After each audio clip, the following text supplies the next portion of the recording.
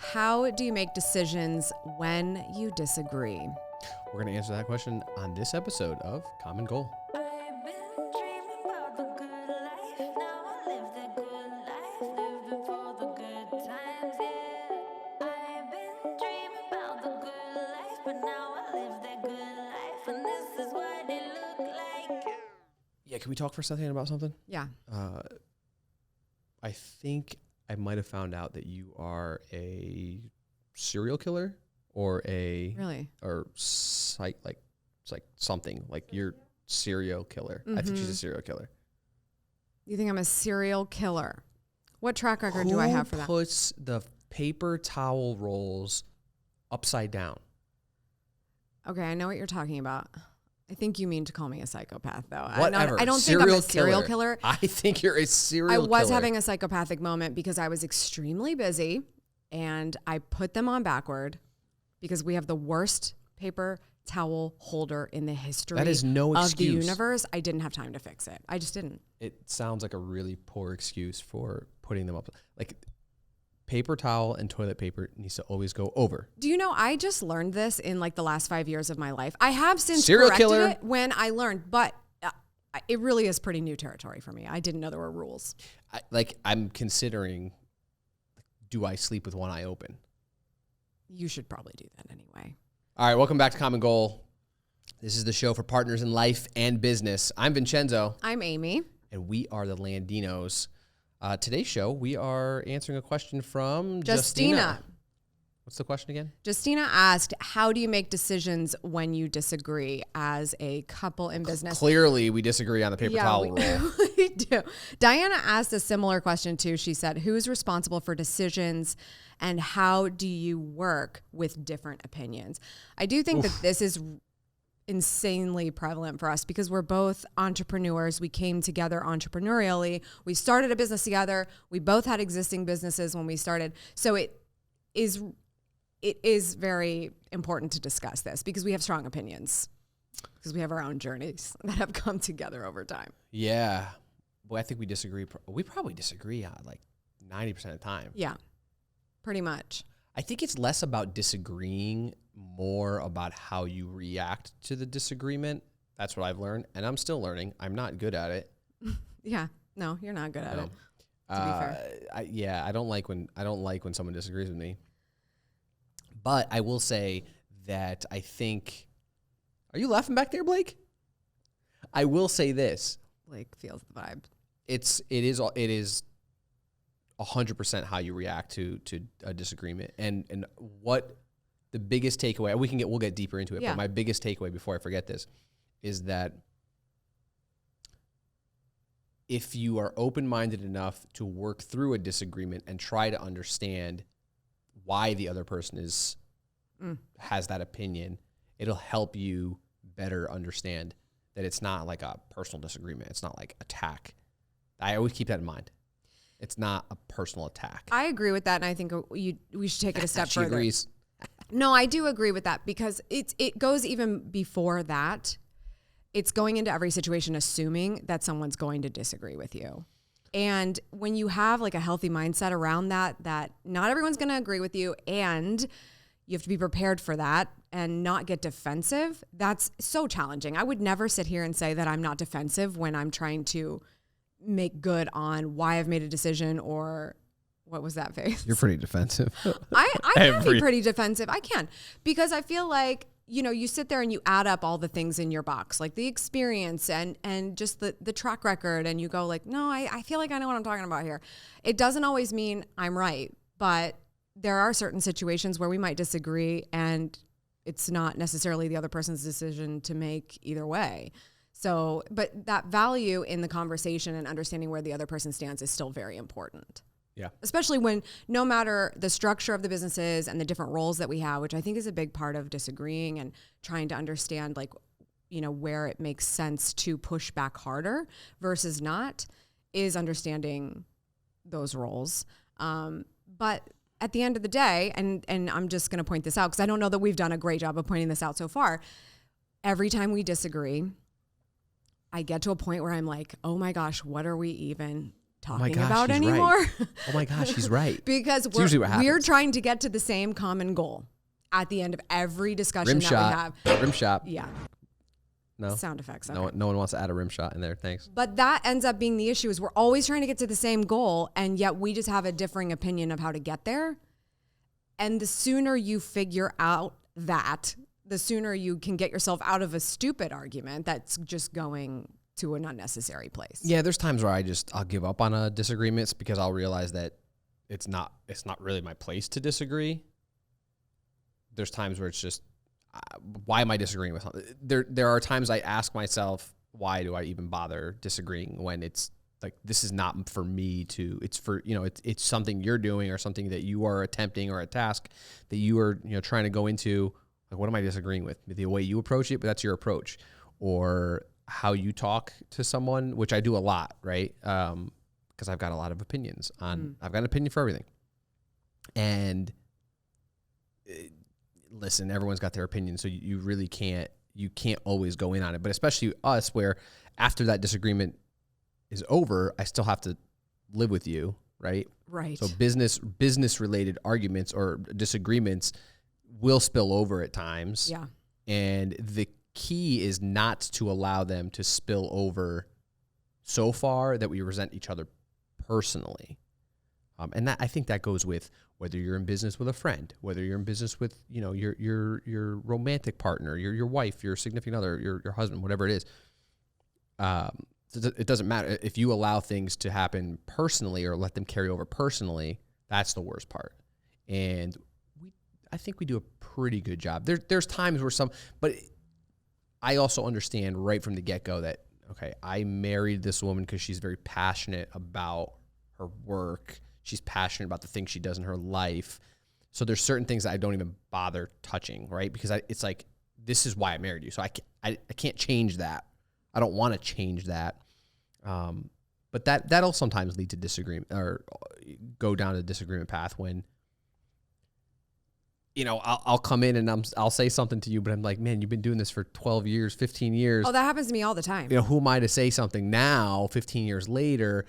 And I often will reapproach and come back to it. Mm-hmm. She doesn't even realize it. Mm-hmm. Weeks later, but I'll approach it from a different perspective and there's no disagreement. So oftentimes when we disagree, we have to think back. We have to think to ourselves, what did I do to cause this? Not why is the other person reacting that way? Because if that happens instantly, there's a reason why they're reacting that way. And it's probably how we said something. Yeah. Like my dad used to tell me all the time, it's not what you say, it's how you say it. Mm-hmm. So if you find a way to say it, kindly, politely, respectfully, constructively, or just taking the perspective of that person's or taking actual that approach, situation yeah. as well as you can. You have much better chance of getting that person to have a conversation with you instead of just instantly defense. And we're both like that. For as different as our personalities are, we're very similar in the fact that we're instantly trying to defend ourselves. But again, we're stubborn in general about our perspectives. Well, I think. And the fact of the matter is, like, we both went down the entrepreneurial route. Had to deal with friends and family kind of being like, what are you doing? Why don't you just get a job? Like that kind of thing. So we're always trying to defend ourselves to the other person. And then only to realize like, wait a minute, you're actually on my team. We defend ourselves differently though with that type of background because you dirty. Listen. You dirty sometimes. Because I'm the ultimate like ghoster where you may have been having really, really challenging conversations with your family on a regular basis about your decisions. I had challenging conversations with my family and the people close to me, but then I was also like, so if you don't like it, that's okay. Like it's my life. Like it's on me. And I really just ended up in my own little bubble for a long time starting out because I was so sure I wasn't getting a lot of people's approval. I was just like, I just need to go somewhere else and get focused. Like that's just the reality. But I have a different family dynamic than you, and I have different friendships than you. I can't even begin to count how many family members and close friends that you have where I have a very tight knit crew, rooting for me if I have to. And that also took years because I have been very, independent in my bubble. Kind of, and I'm not going to say just like the pretty ways of it. Like what's another, like a hermit. Like I've had hermit tendencies. So it's been easier for me to turn off that perspective. She's a hermit. But then when you come out from being a hermit and someone tries to tell you like you're using Twitter wrong, you know what I mean? Like I'm going to go. I'm going to like listen. 10 inches of snow, and I don't think she even realized that until she walked outside last night. She's a hermit. Yeah. Yeah, no. She's like, oh my I'm God, good. there's snow out here? And I'm like, I'm good with the where snow. have you been? You're a My hermit. shoes got wet today. It was real. It was real. But yeah, no, here's what I think about it though that has helped. And something that we learned really early on when we met a very successful real estate couple here in town. That's right. And had a conversation with them. And I was like, wow, like you have this incredible agency and you're working together. Like, how have you made this work? And they said it just comes down to knowing your role. Because if you want to have a healthy life and love life, you've got to be able to say, like, this is your territory at work. I'm your partner, so I'm going to share my opinion if I feel passionately about something, or if you're asking me to weigh in because you want me to help the situation, but it really is your territory. And not being territorial, but giving somebody the respect of their space. Yeah, I mean, setting clear boundaries helps with disagreement, because there's times where you think you can do something better than me, or I think I can do something better than you, but hey, this is my role. That's your role. There's probably a reason why I'm going about it this way. I know all the backstory, just like the day-to-day with your team. For me to just jump in and say something is difficult to understand because I'm not in it. I'm not in the weeds, right? You're in the weeds. I'm the high level. I'll come say hi to the team once in a while, and that's it. And likewise, you don't know what we're doing all the time. So that is a natural point of disagreement because we don't know. So the minute we start talking about something, it's always like, okay, your ideas are great and all, but what the heck are you telling me to do? So anyway, I think we could probably keep getting to that point, but setting clear goals, setting clear guidelines for each other has helped us a lot. Like I said, we still disagree, but it's understanding, yes, we can disagree. We've also learned to be able to disagree and be okay with it. And like, cool, I'm going to go to bed now. Yeah. And we disagree, but it's not like we're upset at each other. It's just cool. We're going to go about it that way. And oftentimes the coolest thing happens. One of us will always come back to the other at some point and say, like, I need your help on this. Or can we talk that idea through that you said? Because when again, it's going back to what I said before, when you think about it, like, how did I respond? The other person's doing the same thing. Like, you can't think it's just you all the time. The other person's also feeling that way. Yeah. And that personal dynamic starts to seep in a little bit, and you start thinking, like, could there be a sweeter way for me to do this? Yeah. Could there be a different way? And oftentimes, you'll come back to me or I'll come back to you. You always, 90% of the time, it's like the next day, and we re-talk about it and approach it. To that point, and you made me think of this by something you said a little bit ago. If you could choose, which one would it be? Because I don't know if I've totally decided on this, but lately I know which one works for me. When you're in an argument with me, your business partner and your partner in life, do you need to fix that problem before your head hits the pillow, or would you sleep it off and see how you feel the next day? Wow.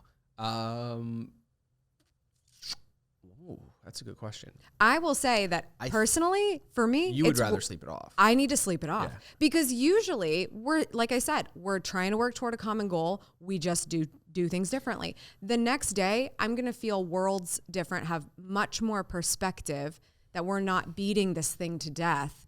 So I don't know if I agree with the advice, like never go to bed mad. Well, but because sleeping really fixes it for me. But I think there's a difference there. It's going to bed mad. That's a personal thing. That's not so much a business. But that can get confusing a lot. It can, but I think that we do a really good job of not going to bed angry, with personal things. Right? Like, I think personally, we have, like, going to bed, we're usually in a good place. 99% of the time, we're in a good place. Business stuff, it's different because your brain, like, we got to shut it off at some point. Mm-hmm. So sometimes we do have a table conversation for tomorrow. Yes. I have the I don't even know what the word I'm looking for is. I do get a little aggressive with things because I want to fix them right away. Like I need to fix them now. Yeah. I need to fix them before I go to bed. Blake, do not laugh because I'm hearing you laugh. It's just so much. It's just so much because like your entry level. And Taylor, I see you laughing back there too with that behind that mask. I see you laughing. Listen, the whole team's going to quit after episode 1 because they're so concerned that you're coming for them. Listen, you start in conversations at a very escalated level, right? Like because you're Italian, you're literally like, it's 200. Well, all the way. And it's just like, okay, this is where we're starting. So it only goes up from there. So that can be hard to balance. But you learn to understand that. So I've learned so much. Yes. But yes, I think you're right. No, from a personal side of things, I'm not just talking about, I don't know. I think it could be anything, to be quite frank. Like even personally, if I were mad at you about something, I would much rather sleep it off. You would. 100%. Because if you are really bumping heads on something and you expect to come to some kind of agree to disagree conclusion all before bedtime, that's high stakes. I think, and then this is, I don't know how much more I have to say on this topic overall, but I think that if you also step back for a moment and think, how important is this disagreement? Because there's a lot of times where it's like, it's absolute bull things we're we're talking about or arguing about. And sometimes I'll just laugh. We'll start laughing. We'll literally start laughing at each other because like it's the dumbest disagreement or it's the dumbest thing that we're trying to But if you time that laugh at the wrong time. Yeah, the other person gets real pissed off about that. I still haven't timed that properly. We both do a bad job of that because my defense mechanism is sarcasm. Yeah, and I just laugh. At the highest degree. Yeah.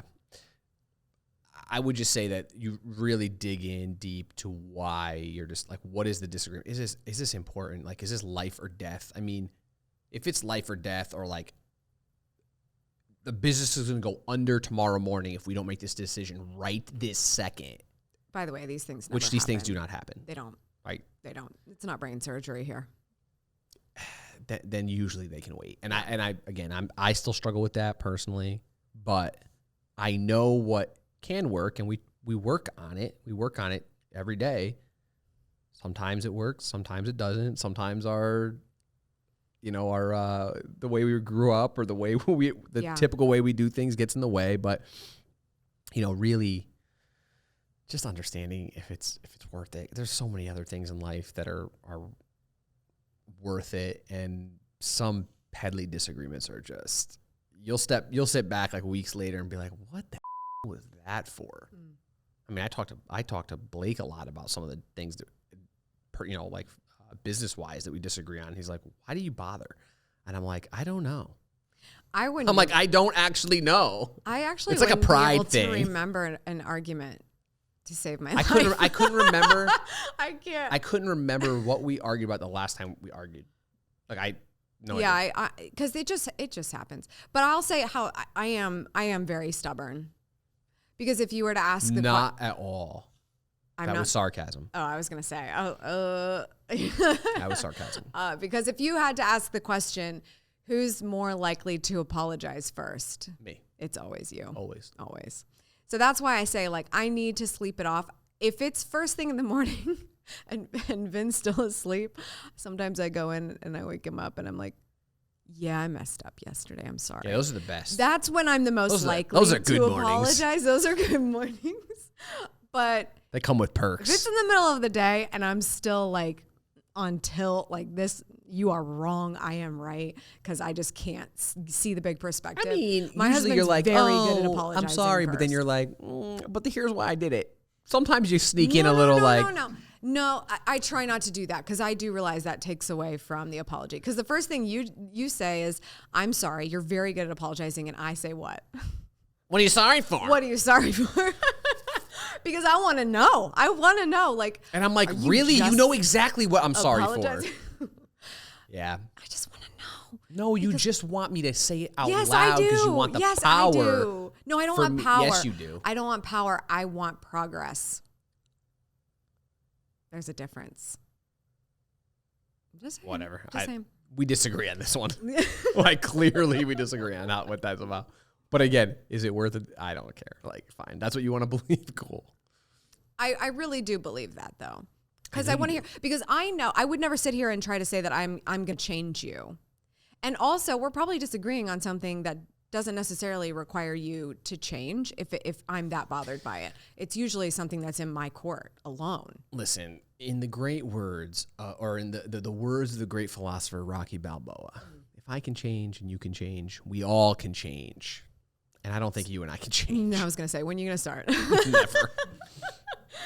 Okay. Rocky Balboa, people. Well, I think that was a really good first question for the podcast. What do you think? That was a fantastic question. I mean, really, like, I also you think people ask good questions. Yeah. These are hot button topics and kind of challenging. And I think it depends on a case by case basis. And maybe we'll get specific because this is going to be something that pops up a lot. Yeah. Because people are going to disagree. And you can be very excited We'll and in the probably talk about honeymoon this a lot more. phase of launching something together, or your significant other left their job to support you in your venture that's going really well. And trying to do that together efficiently. Yeah. It's exciting at the start. And then it's like, oh yeah, we have to actually figure out this dynamic. So if you want your question potentially answered on the show, you or your partner's question, make sure you head on over to our Instagram account. At Common Goal Pod. Right? I'm trying to figure it out myself. At Common Goal Pod, follow us over there, and you can send us a question. Make sure you're subscribed as well, because you need to know when the new episodes are coming out. And we would love it if you would leave your true and honest review of the podcast. True and honest, aka means 5-star. I say 5 stars. She says leave your true and honest. I wanna know it's going to be 5 stars, but I mean, like, I'll give you a shout out if it's 5 stars, but please leave your true and honest review. all right, we'll answer another one next.